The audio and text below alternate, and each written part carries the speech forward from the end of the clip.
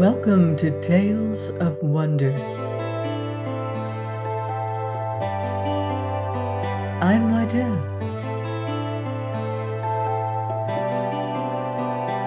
and here is the story of the three silver citrons, a Persian fairy tale. There was once a king who had 3 sons, and he loved them all equally, no one more than the other. When he had grown old and felt his strength leaving him, he called his 3 princes before him. "My sons," said he, "I am no longer young, and soon the time will come when I must leave you. I have it in my mind to give the kingdom to one or the other of you now, and not leave it for you to quarrel over after I have gone. You have reached a time of life when you should marry. Go forth into the world and seek each one of you a bride for himself. He who brings home the most beautiful princess shall have the kingdom." The 3 princes were well content with what their father said. At once the 2 elder ones made ready to set out, but the youngest one said he would wait a bit.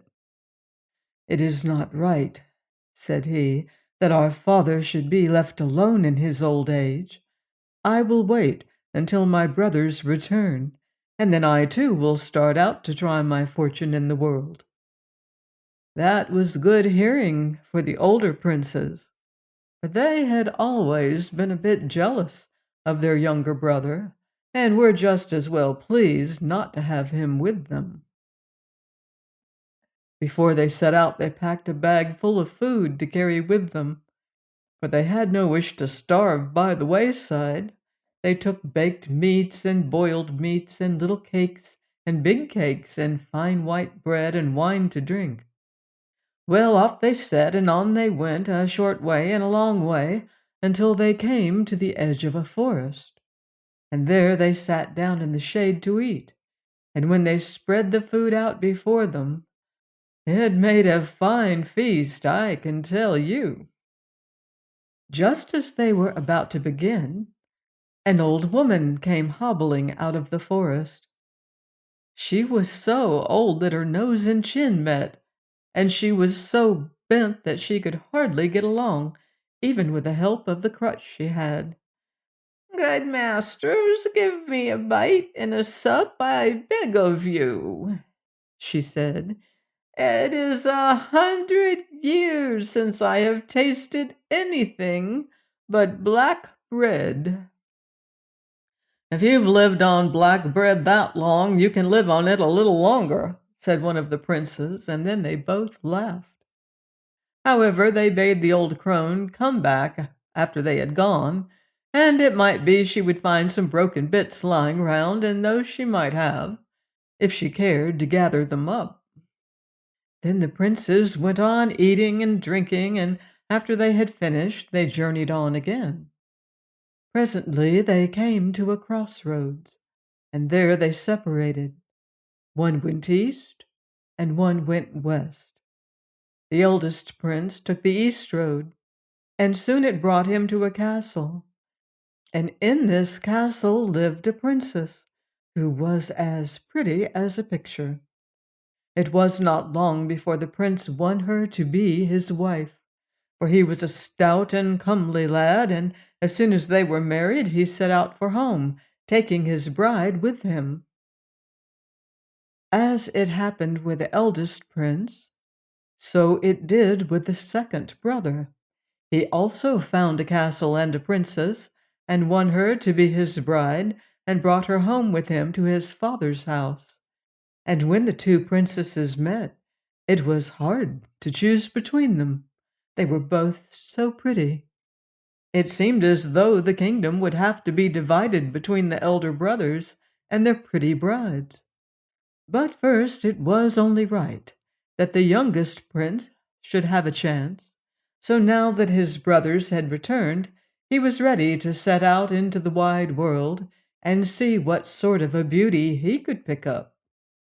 His brothers laughed at him, for they had never had much of an opinion of his wit, even though they were jealous of him. "Only see that she has 2 eyes and a stout pair of hands," said they. "Our princesses will find something for her to do about the palace, no doubt. And as for you, you shall always have a warm place in the chimney corner where you can sit." The youngest prince answered never a word, but he put some food in a bundle and off he set. He journeyed on and on, a short way and a long way, and then he too came to the forest, and sat down in the shade to eat as his brothers had done before him. Presently the old crone came hobbling out from the forest, and she was more bent and hideous than ever. "Good youth, give me a bite and a sup, I beg of you," she said. "It is 100 years since I have tasted anything but black bread." "Then it is high time you had something else to eat," said the prince, and he gave her the best of all he had, both food and wine. The old woman ate and drank, and by the time she finished, there was little enough left for the prince. Then she drew out from her sleeve a pretty little pipe and gave it to him. "Take this," she said, "and if there is anything you wish for, play a tune upon the pipe, and it may help you to find it." After that she disappeared into the forest again. The prince hung his bundle over his shoulder, and then he was ready to set out. But first he thought he might as well see what the pipe was good for. He set it to his lips and blew a tune. Immediately a score of little black trolls with long noses appeared before him. "Master, here we are," they cried. "What would you have of us?" "I did not know I was your master," thought the prince, but what he said was, "What I want is the prettiest princess in 12 kingdoms for a bride, and if you can get me such a one, I'll thank you kindly." "We know where to find such a princess, and we can show you the way," said the oldest and blackest of the trolls. "But we ourselves cannot touch her. You will have to win her for yourself." Well, that suited the prince, and if they would only show him the princess, he would do his best to get her. So off they set, and presently they came to a high mountain, and it belonged to the king of the trolls. The prince blew upon the pipe again, and the mountain opened before him. He went in, and there he was in a great chamber, where the troll kept the 3 daughters of 3 kings whom he had taken captive and brought there, and they were so beautiful that their beauty lighted the whole place, so there was no need of lamps. When the girls saw the prince, they were terrified and began to run about this way and that, looking for a place to hide, but they could find no place, for the chamber was quite smooth and bare. Then they changed themselves into 3 silver citrons and rolled about this way and that all over the room. The prince was terribly distressed that the girls had changed into citrons, for they were so lovely that he would have been glad to have any one of them for a wife. However, he took up the citrons and hid them in his bosom, and then, as there seemed nothing better to do, he set out for home again, for after having seen 3 such beauties as that, he would never be satisfied with anyone else. After a while, as he journeyed, he came to the wood where he had seen the old crone before, and there she was waiting for him. "Well, and what did you get when you set out to search for?" she asked. "I did and I didn't," answered the prince, and then he told her the whole story and showed her the 3 citrons that he still carried in his bosom. "They're 3 beauties, I can tell you," said he, "but of what use are they, as long as they remain as citrons?" I may be able to help you again," said the old hag. She then gave him a silver knife and a little golden cup. "Keep the citrons until you come to a running stream. Then take one, or whichever one you please, and cut it open with this knife. At once one of the princesses will appear. She will ask you for a drink of water. Give it to her immediately in this golden cup, and after that she will remain with you, and you can have her for your wife." The prince was delighted. He took the knife and cup and thanked the old woman gratefully, and then she again disappeared in the shadow of the forest. The prince journeyed on until he came to a running stream, and it was not so very far from his father's palace. Then he got out the knife and the cup and one of the citrons. He cut the citron, and at once one of the princesses appeared before him. If she had looked a beauty when he saw her in the mountain, she was 10 times lovelier now that he saw her in the light of day. The prince could only gape and gape at her. "Give me a cup of water to drink," demanded the princess. But the prince was so busy staring at her that he did not move, and in a moment the princess vanished from before him. And where she went, he could not tell. He was filled with grief over the loss of her, but she was gone, and that was all of it. Then the prince took out the second citron. "This time I'll be ready for her," he thought. He took his knife and cut the second citron. At once the second princess appeared before him. "Give me a cup of water to drink," she demanded. But again the prince was so overcome by her beauty that he could no more move than if he had been rooted to the ground. And the next moment she too disappeared from before his eyes. The prince was in despair. He ran this way and that way, calling aloud and trying to find her, but she had vanished like the fading of a breath. And now there was only one other citron left, and the prince trembled at the thought of opening it, for he was afraid he would lose this third princess, as he had the others. At last he drew it from his bosom and prepared to cut it, but first he filled the golden cup and set it ready to his hand. Then he seized the knife and with one stroke divided the citron in two. At once the third princess stood before him, and though the others had been beautiful, she exceeded them in beauty as the full moon exceeds the stars in splendor. "Give me a cup of water," said she, and this time the prince was ready. Almost before she could speak, he had caught up the golden cup and presented it to her. The princess took the cup and drank, and then she smiled upon him so brightly that he was dazzled.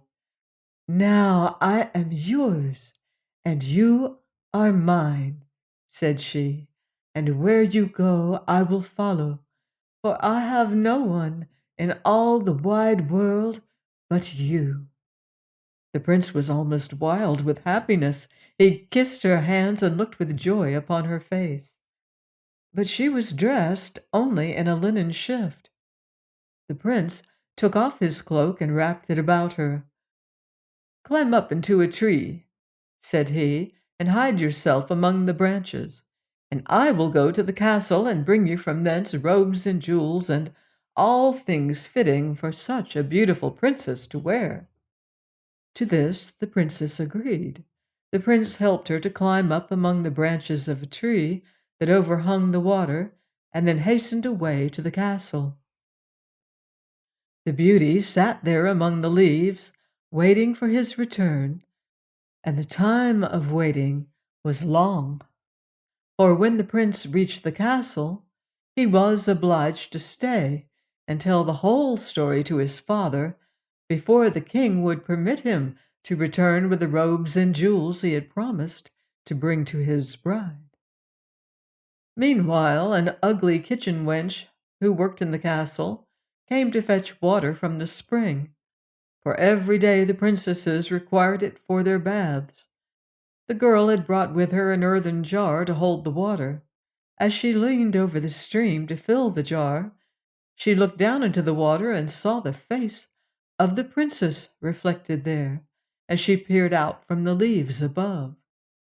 The servant wench, whose name was Lucy, thought it was a reflection of her own face that she saw. She gazed upon it with wonder and joy. "Ah! Ah!" she cried. "What a beauty I am! Why did no one ever tell me so? Not even the two princesses are as beautiful as I." She knelt there staring and staring at the reflection. Then, in a rage, she sprang to her feet. "And they send me to draw water for them? Me, who ought to sit on a throne above them all? But I'll no longer be their slave.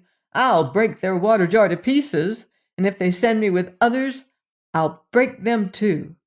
With that she threw down the jar with such violence that it was broken into bits, and then she stamped about with rage. The sight amused the princess so that she laughed aloud. The servant wench looked up and saw the lovely face peering out at her from among the green leaves. It was the same beautiful face she had seen reflected in the water. "Who are you? What are you doing up there among the leaves?" she asked in a thick voice. "I am the promised bride of the prince who has just gone up to the castle," answered the beauty. "He has gone to fetch fine robes and jewels, that I may dress myself properly before I appear before his father." When she said this, an evil thought came into the servant wench's head. "Come down," said she, "and I will dress your hair for you. I have often done this for the other princesses, and I can arrange it so that you will look even more beautiful when the prince returns." The princess was nothing loath. She had no thought of evil.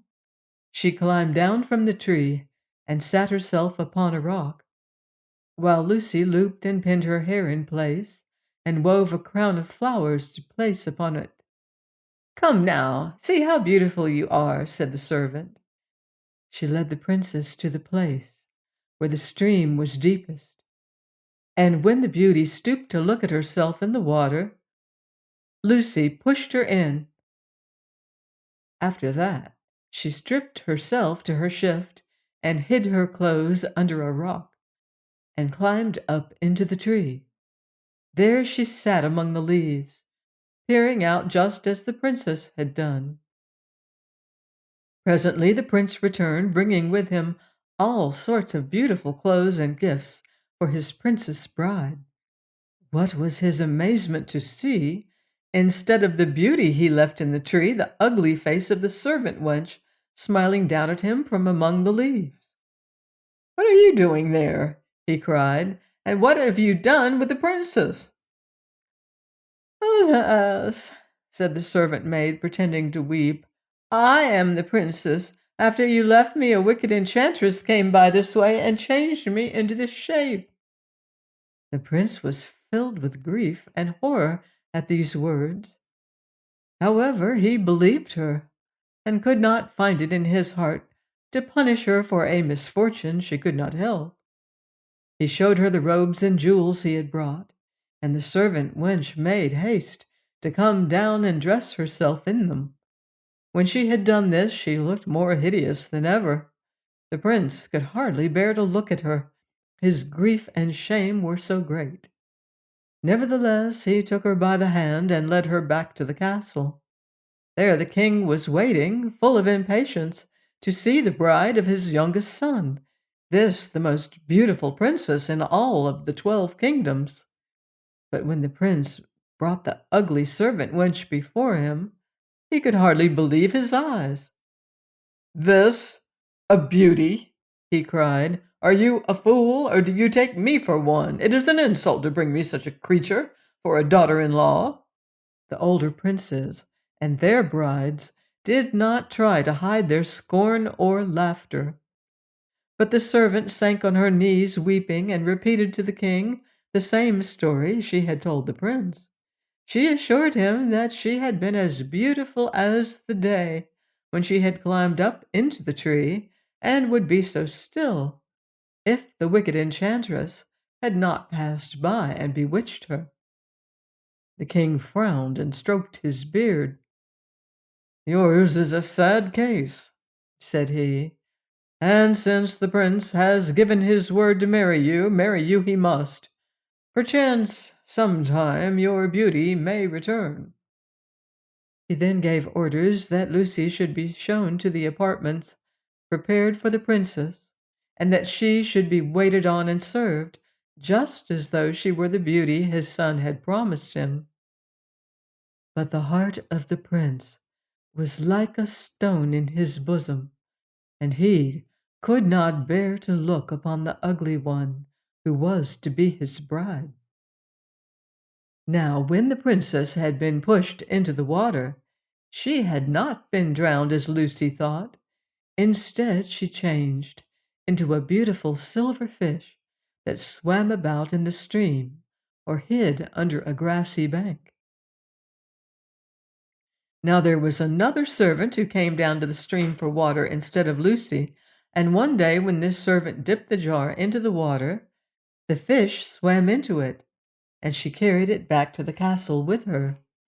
It was so pretty that she showed it to the prince, hoping it might cheer him for a moment. No sooner had the prince looked upon the fish than he grew quite light and happy. He would not let the servant take the fish away, but kept it with him in a crystal bowl. And now he no longer grieved so bitterly about his bride. Lucy did not know why the prince had grown happier. She thought perhaps he had begun to love her. But when she found that he scarcely ever came to see her, but spent all his time watching the fish, she became very angry. She bribed a servant to steal the fish from the prince's room and bring it to her. Then she had a fire built and threw the fish into it to burn. No sooner did the flames touch the fish, however, than it changed into a beautiful silver bird and flew out of the window. The false princess was frightened. "There's some magic here," thought she, "and magic that will prove my ruin." And now the silver bird sat on a branch outside the princess's window and sang and sang.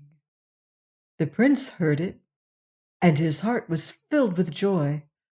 He knew not why, and he forgot the fish that had disappeared from the bowl. Lucy also heard it and was more frightened than ever. She sent for the servant who had stolen the fish and bribed him to set a net to catch the bird. This he did one day when the prince was away, and then he brought the bird to the false princess. But she shuddered at the sight of it as though she were cold, and bade him take it outside and wring its neck. This the servant was loath to do, but he dared not disobey her. He carried the bird outside and did as she commanded, and 3 drops of blood fell on the ground just below the prince's window.